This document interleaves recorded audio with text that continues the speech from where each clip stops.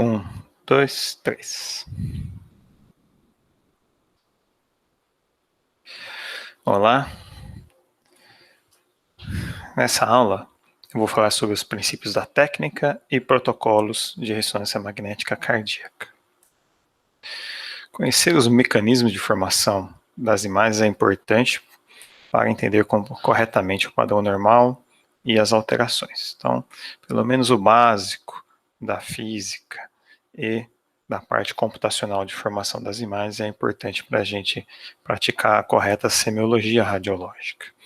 Os princípios técnicos também de realização de exame, como o exame é feito, isso influencia, obviamente, na montagem, né, e na utilização dos protocolos e também na interpretação das imagens. É importante lembrar que o exame de ressonância magnética é diferente dos demais exames radiológicos, porque ele é um exame multiparamétrico, então a gente consegue avaliar diferentes características teciduais em um mesmo exame, tá? Obviamente dependendo das sequências e do protocolo que a gente está utilizando.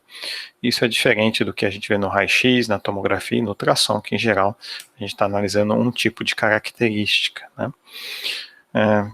Porém, da mesma maneira que nas demais modalidades, né, na ressonância magnética cardíaca, a gente faz a escolha do protocolo baseada na indicação clínica. Por isso que a história, a informação clínica é essencial para que a gente faça o exame da maneira mais correta, né? Desta maneira, nessa aula, os objetivos são entender os princípios de física e formação das imagens na ressonância, conhecer os preceitos técnicos para a realização do exame e das sequências utilizadas na ressonância magnética cardíaca, aprender as principais modalidades e os protocolos que nós utilizamos aqui na nossa instituição. Esses são os objetivos dessa aula. Vamos começar pela máquina, né? Então, o que é a máquina de ressonância magnética? Uma definição bem simplória da coisa é que ela nada mais é do que um ímã gigante em que a gente coloca o paciente e utiliza antenas que emitem e recebem sinais de radiofrequência para estimular os prótons de hidrogênio do paciente e desta maneira formar as imagens de acordo com a resposta dos tecidos a esse desbalanço que nós provocamos no campo eletromagnético, né? Os principais componentes, né, da máquina são a mesa, onde a gente coloca o paciente, em geral a mesa móvel, né, o magneto, que seria o ímã principal, as bobinas de gradiente, que seriam os ímãs auxiliares, e as bobinas de radiofrequência, que emitem e recebem o sinal, e outros elementos secundários, como o chiller, responsável pela refrigeração do magneto, e obviamente toda a parte computacional, né. Se vocês olharem nesse esquema que eu coloquei ao lado, a gente vê aqui o magneto, né, que seria o Bohr, a mesa, e aqui dentro mostrando para a gente os ímãs, né, os magnetos principais relacionados às bobinas, tanto as bobinas de gradiente quanto as bobinas de superfície, tá? Assim como aqui as bobinas de radiofrequência, né? Para quem tiver interesse em aprofundar o conhecimento, tem dois artigos interessantes, né, que foram publicados no Journal of Cardiovascular Magnetic Resonance, só da parte de física, tá, para clínicos, né? Então é bastante didático, vale a pena conferir também.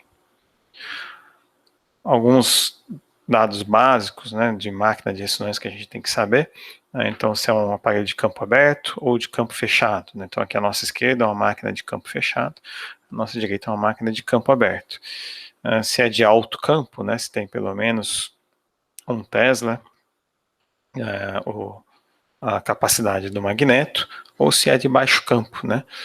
Muitas vezes, pessoal, ou na maior parte das vezes, os aparelhos de campo aberto são de baixo campo, enquanto os aparelhos de campo fechado são de alto campo, né? As máquinas hoje em dia são bonitas, né, como nessas fotinhas que eu coloquei para vocês, e para vocês terem uma ideia, hoje a gente já tem aparelhos de até 7 Tesla aprovados pela FDA para uso clínico, né? Em geral, as máquinas que nós temos são de 1,5 Tesla ou de 3 Teslas, né? Aqui um esquema mostrando as bobinas, né? Aqui no caso as bobinas de radiofrequência, são bobinas de superfície, utilizadas para emissão e recepção do sinal de radiofrequência e formação das imagens. Aqui é um paciente com todos os tipos de bobina, né? Bobina de crânio, bobina de corpo, bobina de membro, né? Lembrando que posteriormente junto à mesa também tem uma bobina. E aqui um exemplo de uma bobina de exame de coração, né, uma bobina de superfície menor, focada aí na região anterior do tórax. Hoje a gente consegue fazer exame sem precisar dessa bobina, inclusive, né, mas é um exemplo da bobina de coração. A parte de física, né, não vou me aprofundar, vou tentar explicar muito rapidamente, porque física de ressonância é aquela coisa. Cada vez que a gente lê, a gente acha que está aprendendo uma coisa nova. Significa que a gente nunca aprendeu direito, né, turma? É complexo, tá? É importante saber o básico para entender o que a gente está vendo na imagem, né?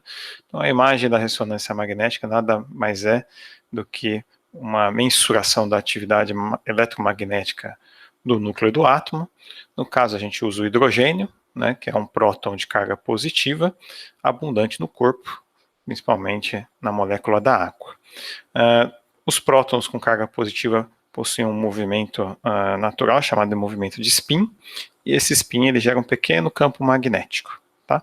Quando a gente coloca o paciente num campo magnético externo, né, de alta intensidade, isso leva a um movimento, né, dos spins que a gente chama de precessão, né, seria a precessão do núcleo. Isso leva ao alinhamento dos prótons, gerando um vetor de magnetização total. Então, quando a gente coloca o paciente no Bohr, né, no magneto principal, quando ele está em atividade, a gente faz com que todos os prótons de hidrogênio do paciente entrem num estado de equilíbrio, ficando alinhados, né, com o magneto principal e gerando esse vetor de magnetização total. Por que a gente usa, então, as bobinas de radiofrequência? A ideia é a gente perturbar esse equilíbrio e, então, ver a resposta dos diferentes tecidos a essa perturbação, né? Então, a ideia é deslocar esse vetor de magnetização. Aí, cada tecido, né, dependendo das suas condições, vai responder de maneira diferente a esse estímulo, tá?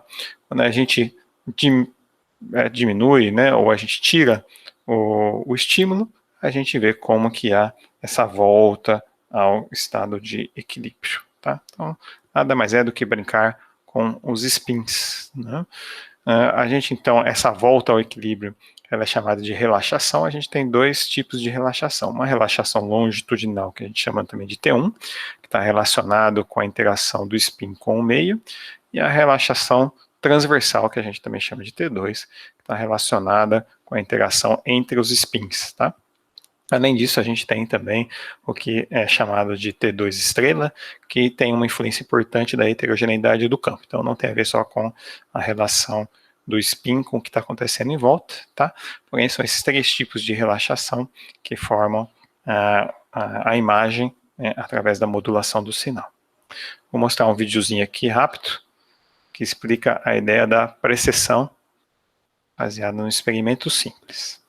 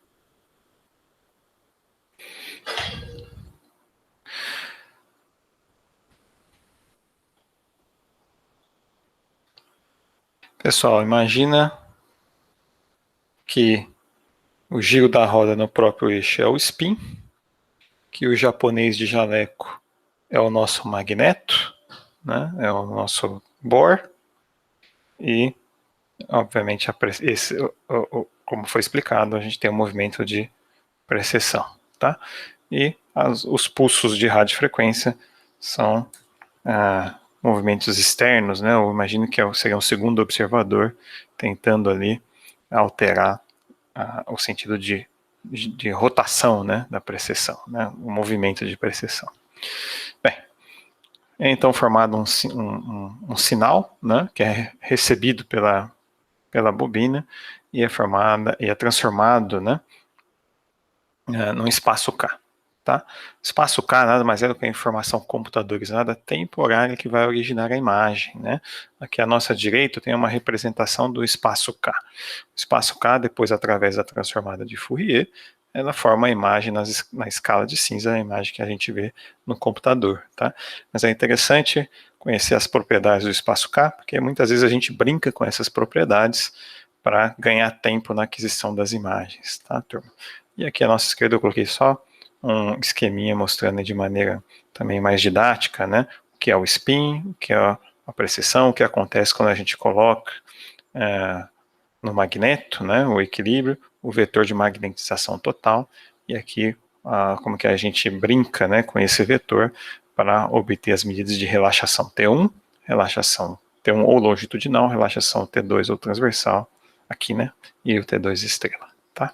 Então são conceitos importantes esses, né, do espaço K, inclusive. Dos parâmetros, né, quais são os principais parâmetros que a gente tem que conhecer, e isso a gente usa no dia a dia. Né? Então o tempo de repetição em milissegundos, que é a diferença entre os pulsos de radiofrequência, tem a ver principalmente com a característica T1, o tempo de eco, que é a diferença entre o pulso de radiofrequência e o eco detectado, tem a ver principalmente com a característica T2. Essas medidas, né, turma, a gente consegue identificar, inclusive no nosso visualizador das imagens. Né? O ângulo de nutação, ou flip angle, né, é importante porque quando ele é menor do que 90 graus é o que define as sequências de gradiente eco, que a gente vai comentar. Isso também influencia na ponderação dessas sequências, assim como no contraste. Tá? Então, na definição da ponderação em T1, T2 estrela, e no caso das sequências de gradiente eco, são sequências spoiled, né, ou estragadas, ou sequências balanceadas, são os tipos de sequência de gradiente eco. Aqui embaixo um esqueminha, então, demonstrando para a gente o que é o tempo de repetição, né, entre os pulsos de radiofrequência, e o tempo de eco, entre um pulso de radiofrequência e a detecção do eco, e como isso tem a ver, né, com a característica T1 e a característica T2. Em geral, o T1 tem tempos longos, tanto de repetição quanto de eco, e o T2 tem tempos curtos, sendo que o T2 tem mais relação com o tempo de eco, e o T1 mais relação com o tempo de repetição.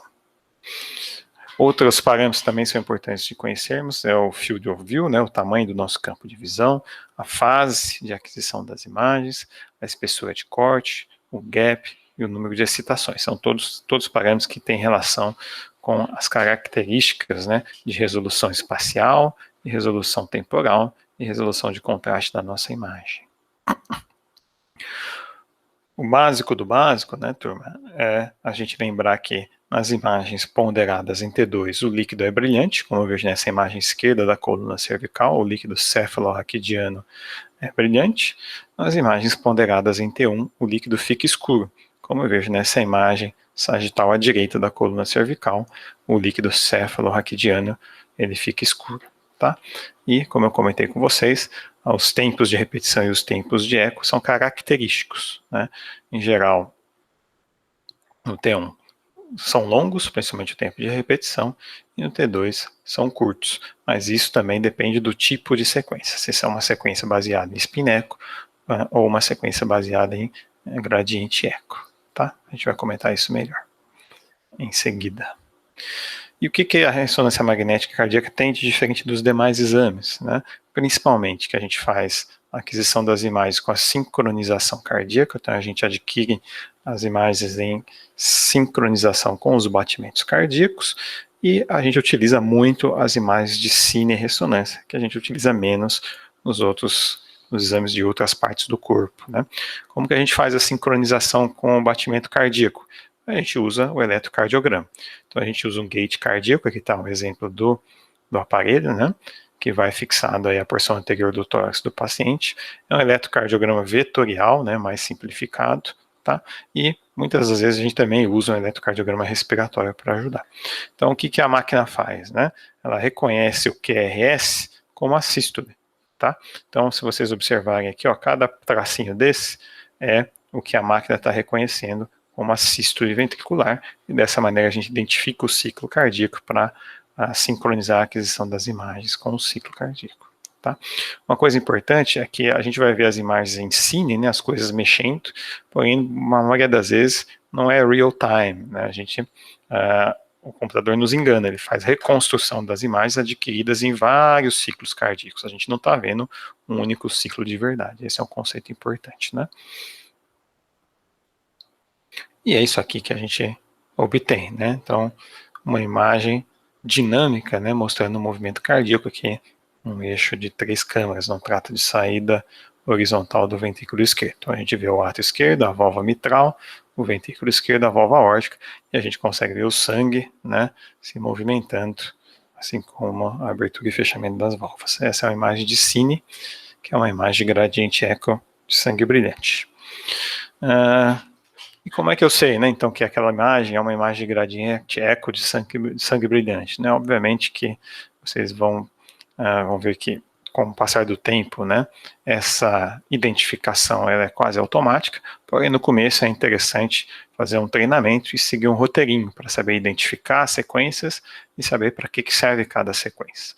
A minha recomendação é o uso desses 5 parâmetros, né, no dia a dia, né, baseado na estrelinha azul. Então, primeira coisa, identificar o plano, depois o tipo de sequência, depois a ponderação, verificar se tem ou não alguma técnica de supressão, verificar se foi utilizado ou não o meio de contraste paramagnético, o gadolínio. Tá? Fazendo isso no dia a dia, vocês vão ver que vocês vão ser capazes de identificar corretamente todas as sequências e, dessa maneira, também entender a sua utilidade, o seu objetivo. É importante lembrar, né, que nesse triângulozinho aqui à nossa direita, amarelinho, tem os 3 tipos de resolução da imagem, que não são somente utilizados para a imagem de ressonância, mas sim para qualquer imagem radiológica. Né? A resolução espacial tem a ver com o tamanho do pixel ou do voxel, se for 2D ou 3D. Tá? Quanto menor o pixel ou menor o voxel, maior a resolução espacial. A resolução temporal tem a ver com o tempo de aquisição da imagem. Obviamente, quanto mais rápida a aquisição, maior a resolução temporal. E, por último, a resolução de contraste, que é a capacidade da imagem de diferenciar os tecidos. Né? A ressonância é o exame de imagem que tem a maior resolução de contraste, que tem a melhor capacidade de diferenciar os diferentes tecidos fisiológicos e patológicos. A resolução temporal e a resolução espacial da ressonância também são bons, mas em geral perde, por exemplo, para a tomografia computadorizada. A tomografia computadorizada, os cortes são mais finos, o voxel é menor e é um exame em geral mais rápido. Vou falar um pouquinho sobre cada uma dessas características. Então, primeiro em relação ao plano, é importante lembrar que na ressonância cardíaca a gente usa, além dos planos radiológicos, a gente usa os planos cardíacos, que nós roubamos do pessoal do ecocardiograma, e esse aqui é o jeito que eu aprendi a fazer a ressonância cardíaca, tá, pessoal? Um plano levando a outro, né? Então a gente vai ter outras aulas comentando melhor essa parte. Eu vou mostrar rapidamente. Em geral, a gente começa com a imagem axial do tórax, faz um corte no eixo longo do ventrículo esquerdo, passando pelo ápice do coração e a região central da válvula mitral. Isso vai me dar um eixo longo vertical, que é essa imagem aqui, tá? Em que a gente vê o átrio esquerdo e o ventrículo esquerdo. Passa uma linha passando novamente pelo centro da válvula mitral e pelo ápice do coração. O eixo longo vertical dá origem ao eixo longo horizontal. Se a gente passa, então, uma linha, né, transversal pelo meio dos ventrículos, né, de maneira perpendicular ao eixo longo, isso tanto nessa imagem de eixo longo horizontal, quanto na imagem do eixo longo vertical, a gente vai ter o eixo curto do ventrículo esquerdo. Então, os dois eixos longos e o eixo curto.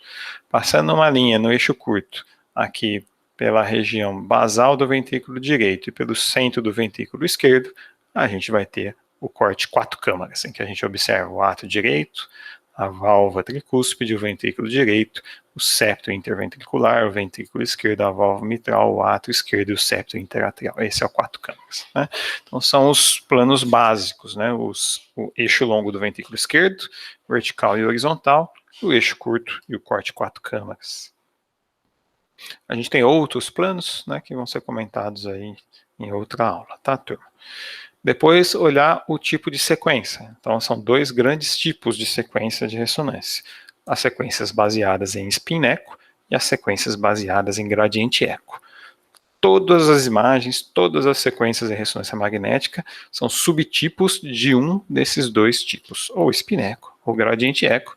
Lembrando que o que diferencia uma sequência da outra é o flip angle ser ou é a presença do flip angle de 90 graus, né, que é característica do spin-eco. Quando a gente não tem, quando esse flip angle é menor do que 90, a gente está diante de sequências de gradiente eco, né? Como o próprio nome diz, nas sequências de gradiente eco, a gente usa mais a característica da bobina de gradiente, não só para localizar as imagens, mas também para formar as imagens e, em geral, ganhar tempo. Esse que é quando foram criadas as sequências de gradiente eco, o objetivo era ganhar tempo.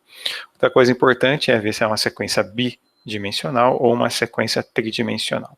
E vocês vão ver que hoje em dia, né, raramente a gente fala, é uma sequência de spin-eco, né? Todas as sequências evoluíram, né? Então, em geral, sequências de spin-eco a gente chama de sequências de fast ou turbo spin-eco, e as sequências de gradiente eco a gente divide também em dois grandes grupos, as sequências desbalanceadas ou spoiled ou estragadas, né, e as sequências balanceadas. As imagens de cine que a gente utiliza no dia a dia são imagens de gradiente eco balanceada, tá, turma? Então aqui embaixo alguns exemplos, né, ó, uma imagem axial turbo spin-eco T2, olha o derrame pleural. Aqui uma imagem de tripla inversão recuperação, turbo spin-eco T2 com supressão de gordura no eixo curto do ventrículo esquerdo, tá? Aqui a nossa imagem gradiente eco balanceada, né, que é o que a gente usa para fazer as imagens de cine, tá? Aqui é uma imagem de perfusão, que também é uma imagem de gradiente eco ultra rápida, e aqui uma imagem de realce tardio, que também é uma imagem de gradiente eco. Né? Aqui essas duas imagens no eixo curto do ventrículo esquerdo. Então, esses são os dois tipos de sequência. Tudo o que a gente tem é derivado disso, ou spin-eco ou gradiente eco. E a ponderação? A ponderação, o jeito mais fácil de identificar é tentar olhar o líquido, né? Então, lembre-se que a gente tem as três ponderações básicas, T1, que o líquido é escuro, T2, líquido brilhante, e T2 estrela, né? E quando a gente anula as características T1 e T2 da imagem, a gente tem uma ponderação que é chamada de densidade de prótons, que é a densidade do sinal da imagem, depende apenas da presença ou não dos prótons de hidrogênio. Tá? Então, alguns exemplos, né? Aqui em cima são imagens T1 do tórax, né? A gente vê o líquido cefalorraquidiano no canal vertebral, está escuro, né? Esse é um T1 fora de fase e esse é o T1 em fase, né? A questão da fase tem a ver com o tempo de eco, tá? E a presença ou não desse artefato que a gente chama de artefato de tinta da China, né? A transição entre a gordura e as partes moles fica salientada por uma linha escura, né? Representando aí uma saturação parcial, né? Uma supressão parcial da gordura microscópica, tá? Esse também é um assunto que a gente pode comentar posteriormente. Aqui uma imagem axial turboespineco em T2, olha o líquido brilhante, né, no canal vertebral. Aqui embaixo a gente tem uma imagem de T2 estrela, né, com diferentes tempos de eco. Então, uma imagem que é bastante susceptível, né, aos artefatos, incluindo o artefato metálico de susceptibilidade magnética, né? E aqui à nossa direita a gente tem também uma imagem, essa é uma imagem em DP, tá? Em que ela é baseada exclusivamente na característica da presença dos prótons de hidrogênio, em que o líquido fica brilhante, porém se a gente injetar o gadolínio, ele também brilha, né? Em geral, a imagem em DP tem um tempo de eco curto e um tempo de repetição longo, a gente anula as características T1 e T2, tá? Então, essas são as ponderações. Então, uma vez identificado o plano, o tipo de sequência e a ponderação, a gente vai olhar se tem ou não alguma técnica de supressão. Que tecido que foi suprimido o sinal? A gente pode fazer a supressão de diferentes tecidos, né? A gordura, o líquido e o miocárdio normal, por exemplo. Qual a técnica? A gente também tem diferentes técnicas para suprimir o sinal do tecido. A gente pode fazer uma técnica de saturação, a gente pode fazer uma técnica de inversão-recuperação e a gente pode fazer uma técnica de Dixon. Também não vou me aprofundar nos detalhes dessas técnicas, mas é importante conhecer que tipo de técnica que está utilizando, cada uma delas tem seus prós e contras, né? Então aqui embaixo, né, o que eu tenho de exemplo? À nossa esquerda, uma imagem no eixo curto do ventrículo esquerdo, essa é uma sequência de spin echo com supressão da gordura utilizando inversão e recuperação. Nesse caso, a gente tem uma sequência que, na verdade, a gente chama de 3IR, Triple Inversion Recovery.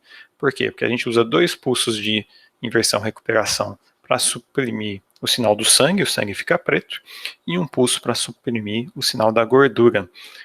Esse é o tipo de sequência que a gente utiliza para detectar o edema do miocárdio, por exemplo. É a melhor sequência para detectar edema e pequenas coleções líquidas, tá? A gente usa também em outros exames do corpo, tá? Então, supressão da gordura e do sangue usando técnica de inversão e recuperação. E aqui uma imagem de realce tardio, também no eixo curto do ventrículo esquerdo, é uma imagem de gradiente eco em que a gente faz a supressão do miocárdio normal. Né? Então a gente utiliza uma sequência de inversão-recuperação, uma técnica de inversão-recuperação para suprimir o sinal do miocárdio normal.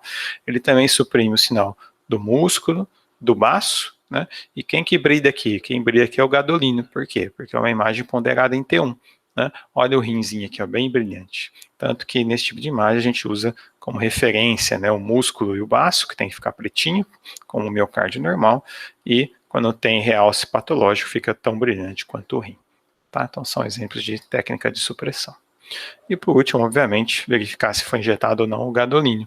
Né? Lembre-se que o gadolínio é um meio de contraste paramagnético que faz a imagem ficar brilhante quando ela é ponderada em T1. Né? O gadolínio na imagem ponderada em T2 vai ficar escuro, não fica brilhante. Então o gadolínio é um meio de contraste utilizado para sequências ponderadas em T1. É o que a gente utiliza para as imagens de angiorressonância, como nessa imagem da aorta torácica, as imagens axiais do tórax, né, que são as imagens T1 pós-contraste, parecidas com a imagem de tomografia computadorizada, é o que a gente usa na perfusão miocárdica, né, que eu vou comentar com vocês também, uma sequência no eixo curto do ventrículo esquerdo, uma sequência gradiente ecoplanar, uma sequência ultra rápida, é o que a gente usa nas sequências de realce tardio. São todas imagens ponderadas em T1, em que a gente quer ver o gadolínio brilhar. O gadolínio é um meio de contraste que faz a imagem ficar brilhante quando ponderada em T1. Que mais? Dos protocolos, né, é importante ressaltar que sempre é escolhido baseado na indicação clínica, então tem que saber a história clínica corretamente para fazer o exame mais adequado. Né? Os protocolos, em geral, eles são montados utilizando-se as modalidades básicas, acrescidas de sequências específicas a depender da pergunta da questão clínica. Né? Quais são as modalidades básicas que todo mundo tem que conhecer? Anatomia e função, baseado principalmente nas sequências de Cine, perfusão, que pode ser miocárdica ou pulmonar, perfusão com gadolínio, e realce tardio, que na maioria das vezes é utilizado para avaliação da viabilidade miocárdica. Essas são as 3 modalidades básicas de ressonância magnética cardíaca: anatomia e função, perfusão e realce tardio. E as sequências adicionais, que são acrescentadas a depender da pergunta, a depender do protocolo em cada serviço, né, como as imagens para ver edema, os mapas, a identificação de sobrecarga de ferro, o tagging, as imagens de fluxo e as ANJO-RM. São todas imagens que são adicionadas às modalidades prévias quando necessário, a depender da pergunta clínica, a depender do protocolo. É importante também lembrar que antes da realização do exame, né, o técnico tem que orientar o paciente quanto ao tempo de exame, né, a realização das apneias, né, explicar que é para encher o peito de ar, soltar e prender na expiração, que é o que a gente faz habitualmente na ressonância cardíaca, né, diferente do que a gente faz nos outros exames. Se vai ou não injetar o contraste, explicar a sensação que o paciente vai ter quando injetar o contraste, então tudo isso é importante, faz parte da melhor qualidade do exame, né. Atentar-se à questão de segurança na ressonância magnética, então lembrar que nem todos os aparelhos de marca-passo são compatíveis, é preciso verificar isso antes de colocar o paciente dentro do aparelho, assim como os aparelhos de CDI, os implantes cocleares, né, então a gente pode, por vezes, danificar um implante se for colocado de maneira inadvertida na ressonância magnética, a presença de clipes intracranianos, principalmente se foram colocados, se a cirurgia foi recente, porque eles podem mobilizar, eles podem se mexer ou podem aquecer, e obviamente coisas mais simples, né, como presença de metais nos bolsos, né, esses metais podem ser deslocados e grudar na máquina, né, então moedas, aparelhos de celular, então tudo isso é importante, faz parte da segurança. Professor, estou em dúvida, né, se o marca-passo pode entrar ou não na ressonância, se o aparato que esse paciente está utilizando é compatível ou não. Dúvidas é igual ao site do MRI Safety, esse é o melhor site, lá vocês têm acesso aí a quase todos os tipos de aparatos médicos, descrevendo se ele é compatível ou não com a realização do exame. Então consultem esse site na questão, ou quando houver dúvidas, tá? Jejum, em geral, não é necessário, por vezes pode ser indicado um jejum de 4 horas para esvaziar o estômago, caso o paciente tenha algum tipo de reação, principalmente ao meio de contraste, se for exame sem contraste, totalmente desnecessário, tá? Nos exames com estresse, aí sim é interessante, ou é importante o jejum de 8 horas, tá? E evitar estimulantes, inclusive o café e cigarro, até por 24 horas antes da realização do exame, isso somente para os exames com estresse, tá? Se for fazer ressonância sem contraste, não precisa de nada. Se for injetar o gadolínio, alguns serviços indicam um jejum de 4 horas apenas para evitar, caso o paciente tenha algum tipo de enjoo, evitar de ele vomitar e aspirar, tá? Em geral, no nosso serviço a gente não indica jejum e nos exames com estresse, aí sim, o preparo é diferente. No paciente do sexo masculino é interessante depilar o tórax, retirar os pelos, principalmente para facilitar a colocação do gate cardíaco e às vezes facilita também a localização das bobinas de superfície. E obviamente, se for fazer um exame com contraste, conseguir um bom acesso venoso para injetar o gadolínio com velocidade adequada. Eu vou falar, pessoal, rapidamente então sobre as modalidades de ressonância magnética cardíaca, né, em correlação com os protocolos que nós utilizamos no serviço, né? Então, a modalidade de anatomia e função são as sequências básicas que estão incluídas em todos os protocolos. Então, esse é o básico do básico. Em geral, a gente usa algumas sequências de sangue escuro bidimensionais, né, como o HASTE T2, que é um turboespineco T2, com Ralph Fourier, uma característica, né, de aceleração de imagem, e as sequências de dupla inversão recuperação, T1 ou DP, tá? Porém, as mais importantes, com certeza, são as sequências de sangue brilhante, que são sequências gradiente eco balanceadas, essa é a sigla em inglês, Steady State Fee per Session, tá? Nos planos cardíacos, né? Esse é o básico, é o principal que a gente utiliza. As sequências que fazem parte dessa modalidade são utilizadas para observar a morfologia e a dimensão das câmaras cardíacas, é o que a gente usa para medir a espessura do miocárdio, é o que a gente usa para ver a mobilidade das paredes, é o que a gente usa para calcular os volumes, né, e é o que a gente usa para calcular a fração de ejeção ventricular, tanto direita quanto esquerda, tá? Então, tudo isso é avaliado com as sequências básicas de anatomia e função. A gente também avalia o pericárdio e a gente consegue avaliar nessas imagens o que está acontecendo em volta, no mediastino, na pleura e na vasculatura pulmonar, tá? Então aqui alguns exemplos de imagem bidimensionais de sangue escuro, tá? Então à nossa esquerda uma imagem BB é black blood, né, sangue escuro em DP, um paciente no eixo curto do ventrículo esquerdo, que a gente vê o afilamento da parede anterior do ventrículo esquerdo, uma sequela de infarto prévio. Aqui embaixo também uma imagem de sangue escuro no eixo curto do ventrículo esquerdo, ponderada em DP, densidade de prótons, em que a gente vê uma cardiomiopatia hipertrófica. Né? Olha como é fácil de medir a espessura do miocárdio, que nesse caso chega a 4 centímetros no septo interventricular. E aqui à nossa direita, uma imagem axial turboespineco T2 do tórax, né? Olha o líquido brilhante aqui no canal vertebral, tá? Mostrando para a gente a presença desse cisto pericárdico aqui no recesso cardiofrênico direito, né? O cisto tem conteúdo líquido, fica brilhante no T2, tá? A gente utiliza as imagens de cine, né, fazendo um pacote ou um stack, né, um pacote de imagens no eixo curto para calcular os volumes e as frações. Aqui um exemplo de como é feita a segmentação, né, a gente vai ter uma aula sobre isso também, para cálculo dos volumes e frações. Então a gente desenha, né, aqui é a região mais basal do coração, aqui é a região apical, a gente desenha o contorno externo do ventrículo esquerdo, né, o contorno interno, aqui em vermelhinho, contorno externo em verdinho, e o contorno do ventrículo direito em amarelinho. Como o miocárdio do VD é muito fininho, em geral a gente não faz dois contornos, tá? A gente faz um contorno só, na sístole e na diástole. Então é isso aqui, realizado na imagem gradiente eco balanceada de sangue brilhante, que a gente utiliza para calcular os volumes e as frações. Aqui dois exemplos, né, de imagens de cine, né, imagens gradiente eco balanceadas, tá? À nossa esquerda, a gente tem no eixo longo vertical do ventrículo esquerdo, que é o ato esquerdo, que é o ventrículo esquerdo, a gente vê que a parede anterior e apical está afilada e está acinética, não mexe. Então, a gente usa esse tipo de imagem para verificar a mobilidade segmentar, né, no paciente com uma sequela de infarto prévio em território de descendente anterior.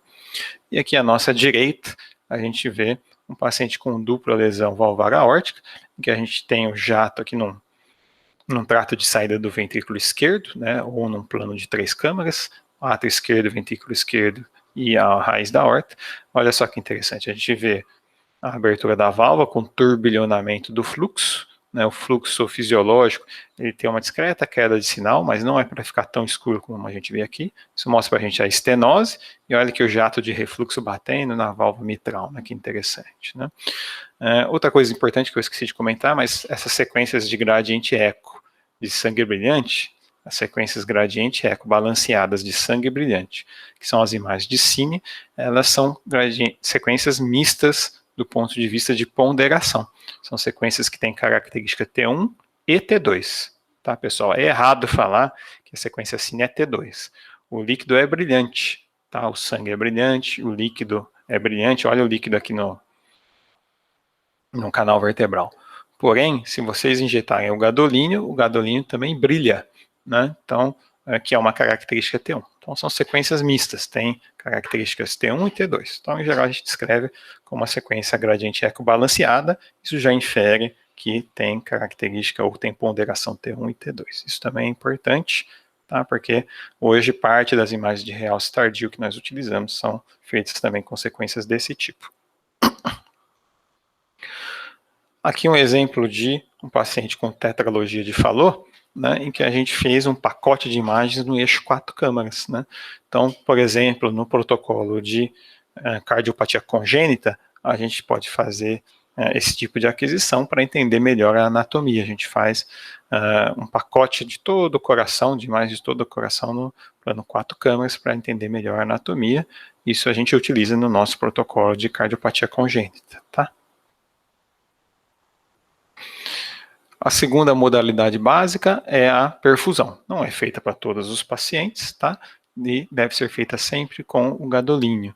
A principal indicação é a pesquisa de isquemia miocárdica, para tanto, deve ser feito o exame com estresse, na avaliação, obviamente, de doença arterial coronariana. Né? Em geral, a gente usa sequências gradiente eco ultra rápidas, com imagem ecoplanar, tá? No eixo curto, por vezes, pode ser multi multi-eixo, a gente faz 3 imagens no eixo curto e 1 ou 2 imagens nos demais eixos. Durante 30 a 60 segundos é feita a aquisição após a injeção do gadolínio e depois a gente faz a imagem no estresse, né, utilizando estresse farmacológico, obviamente. Tem aparelhos para fazer estresse físico na ressonância, o paciente pedala uma mini bicicleta, mas isso é muito pouca gente usa, tá? Em geral a gente usa o estresse farmacológico, com dobutamina ou adenosina, e as imagens no repouso são feitas 10 minutos após as imagens do estresse. Esse é o protocolozinho básico de uma modalidade de perfusão. É importante lembrar, né, que quais são as vantagens da perfusão miocárdica na ressonância magnética, né? Então a gente tem uma melhor resolução espacial, principalmente quando comparado com o exame de medicina nuclear, não tem exposição à radiação, né, são desvantagens da tomografia e dos exames da medicina nuclear, e o meio de contraste é menos nocivo, né? O gadolínio ele tem muito menos efeito colateral do que o contraste iodado ou do que o radioisótopo, né? A ressonância magnética cardíaca, quando realizada com o protocolo de perfusão, ele é um ótimo exame, porque permite a avaliação, representa um ótimo exame, porque permite a avaliação funcional e de viabilidade no mesmo exame. Então, essa é a grande vantagem da ressonância em relação aos demais exames no estudo do coração. A gente consegue ver morfologia, função, perfusão e viabilidade, tudo no mesmo exame, tá? Se a gente não faz o estresse, o que a gente pode observar no miocárdio é a obstrução microvascular, então seria a lesão da microvasculatura miocárdica, também chamado de fenômeno no reflow, né?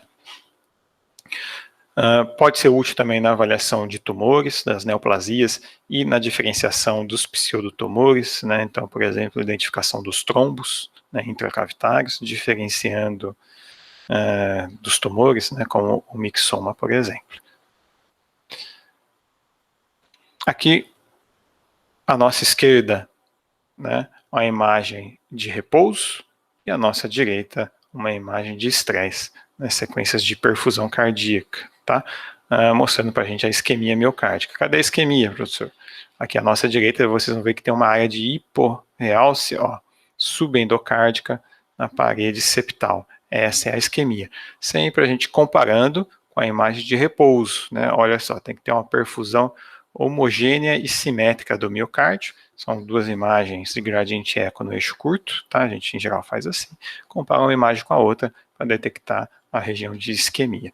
É mais simples do que parece. Opa, perdão.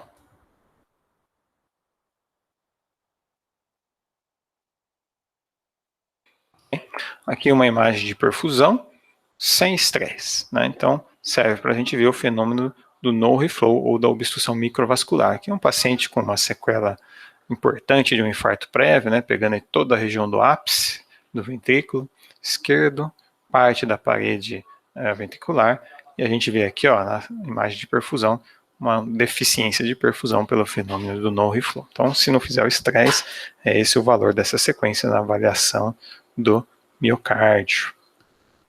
E quando a gente faz a perfusão, não para avaliação do miocárdio, mas para avaliação da vasculatura pulmonar, é esse tipo de imagem que a gente obtém.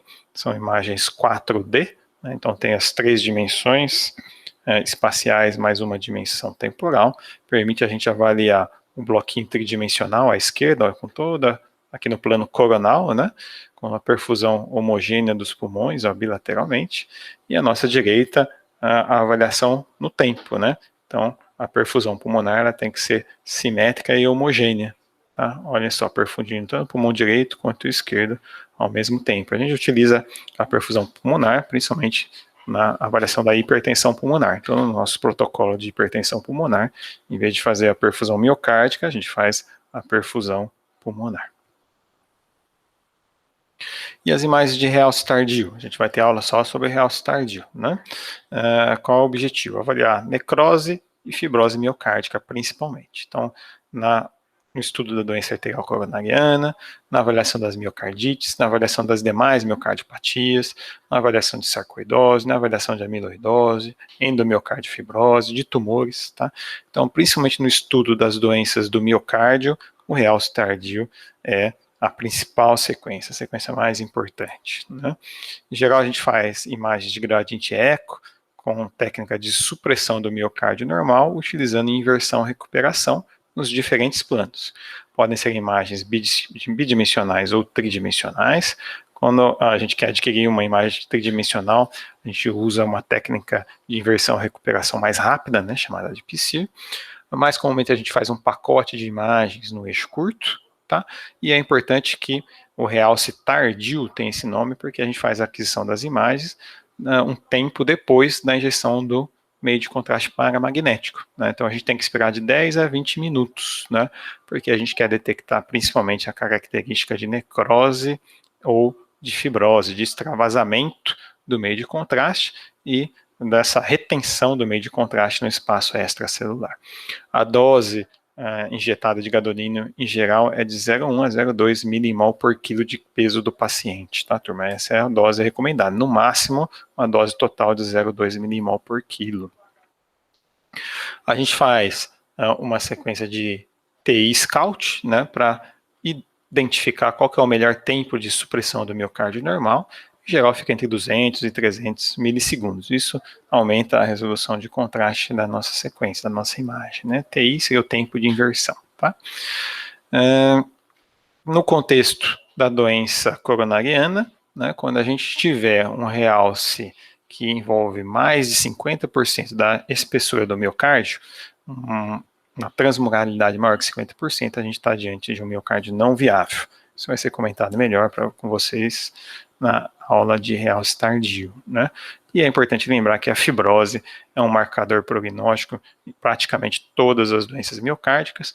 Quando esse realce tardio representa outro tipo de doença miocárdica, não necessariamente fibrose, como por exemplo na sarcoidose, né, nas doenças de depósito, também é um marcador prognóstico para essas doenças. Então, o realce tardio é uma sequência importantíssima, não só do ponto de vista diagnóstico, mas também prognóstico. Aqui é um exemplo do TI Scout, né, o Look Locker, tá, é o tipo de sequência que a gente faz para escolher o tempo, né, que melhor suprimiu o sinal do miocárdio. Então são diferentes tempos de inversão. Aqui, por exemplo, eu escolhi essa imagem aqui, ó, que o miocárdio está bem pretinho e o rim está bem brilhante, tá? Talvez essa aqui, ó, ou essa ou essa. Né? Então a gente escolhe esse tempo aqui em milissegundos para suprimir o sinal do miocárdio normal, deixando o gadolínio bastante brilhante. Isso aumenta a resolução de contraste, tá? Aqui alguns exemplos, né? Então no paciente com infarto prévio em território de DA, no eixo curto do ventrículo esquerdo, em geral a gente descreve como imagem de realce tardio. Subentende-se que são imagens de gradiente eco com supressão do miocárdio normal por inversão-recuperação, tá, turma? Então, muitas vezes a gente usa os apelidos para a sequência, já dizendo para a gente que tipo de sequência que é, tá? Então, aqui a gente vê, ó, com um hipersinal envolvendo mais de 50% da espessura do miocárdio, cometendo a parede anterior, a parede septal, tá? Tudo isso aqui é fibrose, aqui no eixo curto, aqui no eixo longo vertical, né? Também ajuda a diferenciar tecidos vascularizados de tecidos não vascularizados, tumor de trombo, né? Olha aqui que legal. Essa é uma imagem no eixo longo do ventrículo esquerdo, a gente tem uma baita de uma fibrose envolvendo toda a parede apical e a parede inferior, né? Tudo miocárdio não viável e um trombo aqui apical bem bonitão, que não realça na imagem de realce tardio. Aqui é um caso de miocardiopatia hipertrófica, né? Olha que legal, né? São duas imagens no eixo curto do ventrículo esquerdo, com as áreas de fibrose, né? Um marcador prognóstico, envolvendo principalmente a região mesocárdica do septo interventricular, bem típico de cardiomiopatia hipertrófica. Aqui um paciente com endomiocardifibrose, né? Uma imagem de 4 câmaras à nossa esquerda e um eixo longo vertical à nossa direita, né? Esse realce tardio bem característico subendocárdico, envolvendo principalmente a região apical e a alteração da morfologia do VE, né? Com esse aspecto, lembra o símbolo de espadas, né? Para quem joga baralho, né? Quem gosta de cartas, né? Então esse é um exemplo de endomiocardifibrose em imagens de realce tardio. À nossa esquerda, a amiloidose, bem bonita, né? O miocárdio bastante espessado, uma imagem de realce tardio no eixo curto, com realce tardio patológico envolvendo praticamente todo o miocárdio, né, que não representa necessariamente fibrose, está relacionado com a deposição do material amiloide, tá? um bonito fibroma, né, um tumor com essa característica marcante no real tardio, uma imagem de 4 câmaras, né, olha que bonito aqui o fibroma, né, então também pode ser utilizada para avaliação dos tumores, né, as imagens em real tardio, não só viabilidade miocárdica e doenças de depósito, mas também tumores, e obviamente a gente pode ver também as coisas que estão acontecendo em volta, né, então não só a inflamação do miocárdio nas miocardites, mas inflamação, por exemplo, do pericárdio, que no eixo curto mostrando para a gente esse caso bonito de pericardite, né, olha o realce das duas membranas pericárdicas, né, parietal e visceral. Nas outras sequências, vou mostrar mais rapidamente, né, comentar mais rapidamente. Então, o tagging é utilizado para quantificação da mobilidade segmentar, o T2 estrela do coração para quantificação da sobrecarga de ferro, como por exemplo na talassemia. Eu já comentei com vocês, né, o T2 3IR, né, seria o nosso STIR, né, a nossa sequência de inversão recuperação com supressão da gordura no coração para ver o edema numa miocardite aguda. Ajuda também a ver infiltração de gordura no miocárdio, por exemplo, na displasia ritmogênica do VD e, obviamente, na caracterização dos tumores. Ajuda a diferenciar mixoma de trombo. As imagens de contraste de fase são as imagens de análise quantitativa de fluxo na ressonância. A gente utiliza quando a gente quer estudar estenoses, shunts e doenças valvares. Então, para calcular o QPQS, a gente tem que usar imagens de contraste de fase. A gente vai ter uma aula só sobre isso. E as imagens de angiorressonância, que podem ser feitas da aorta ou das artérias pulmonares, para estudar aneurismas e suas complicações, malformações vasculares e hipertensão pulmonar. Então, a depender do protocolo, a depender da pergunta clínica, a gente acrescenta essas imagens à modalidade, as imagens de anatomia e função, as imagens de perfusão e as imagens de realce tardio. Tá? Aqui eu dei alguns exemplos para vocês. E por último, algo que está bastante na moda, é as imagens dos mapas, né? Que quando a gente descreve um mapa, nada mais é do que a gente está transformando uma equação em uma imagem, e isso a gente utiliza principalmente para caracterização tecidual do miocárdio, seria como que uma microscopia virtual. Esse é o conceito do mapa atualmente, né? Então, exemplos de imagem de T2 3IR, né, Triple Inversion Recovery, na amiloidose, no eixo curto do ventrículo, ó, uma imagem turboespineco, né, todas essas imagens são turboespineco T2, 3IR, o miocárdio fica todo mais brilhante. No centro, a miocardite aguda, ó que bonito, né, o edema aqui, principalmente subendocárdico, na miocardite aguda, e aqui uma imagem de um mixoma, né, uma massa interior do átrio esquerdo. Olha só como brilha principalmente a periferia da massa, por conta de um componente de trombose, né.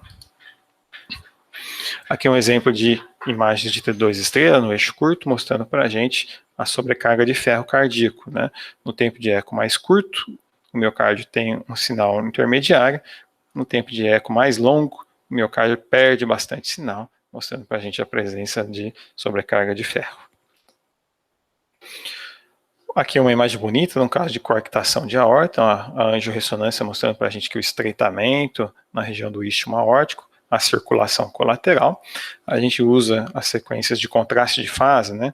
Sempre a gente olha em dois tipos de imagem, a imagem de magnitude à esquerda, a imagem de fase à direita. É esse tipo de imagem que a gente utiliza para calcular o fluxo, tá? E nos fornece esse tipo de curva, né? Ó, que permite para a gente verificar a velocidade e fluxo, tá? Então, as imagens de contraste de fase são utilizadas para análise quantitativa dos fluxos. Dessa maneira, né, as conclusões dessa aula são: a física da ressonância é complicada, é difícil, porém é importante entender os princípios para compreender adequadamente a semiologia, saber o que é normal, diferenciar o que é normal do que é patológico. Os principais parâmetros que todo mundo tem que conhecer, né, porque eles influenciam o tipo de imagem e as alterações na ressonância são o tempo de eco, o tempo de repetição, o flip angle, o ângulo de nutação, e o tamanho do campo de visão, a fase, a espessura de corte, se foi feito com gap, né, com espaçamento ou não. São esses principais parâmetros. Eu comentei com vocês principalmente em relação ao tempo de eco e o tempo de repetição, são os mais importantes. É importante saber identificar e descrever adequadamente as sequências, né? Muitas vezes a gente usa apenas os apelidos, tá? Porém, é importante saber reconhecer primeiro o plano, né? se é um plano radiológico, axial, coronal, sagital, ou se é um plano cardíaco, né? Então, o eixo longo do ventrículo esquerdo, o eixo curto, 4 câmaras e os demais planos complementares. O tipo de sequência é uma sequência spineco, uma sequência gradiente eco. A ponderação é um T1, é um T2, é um T2 estrela, é um DP. Lembrando que as sequências de Cine são sequências mistas, tem ponderação T1 e T2. Se foi feita alguma técnica de supressão, suprimiu a gordura, suprimiu o sangue, suprimiu o miocárdio normal, e com qual técnica foi feita essa supressão? Por exemplo, a inversão-recuperação. E se injetou ou não o contraste. São essas as características das sequências a serem identificadas. Né? Vocês vão ver que com o tempo isso é de bate-pronto. Né? As modalidades básicas de ressonância e os protocolos. Então, a anatomia em função está presente, é a modalidade que está presente em todos os protocolos. A perfusão feita com estresse para avaliar a isquemia, sem estresse no miocárdio avalia no reflow, e a gente pode fazer a perfusão pulmonar. Realce tardio, né, detecção de necrose, detecção de fibrose, detecção de depósito, detecção de inflamação, né, é uma das sequências mais importantes, principalmente no estudo das doenças do miocárdio. Né, tem a ver com o espaço extracelular patológico, o aumento patológico do espaço extracelular. E as sequências extras adicionadas a depender da questão clínica. É isso. Uma aula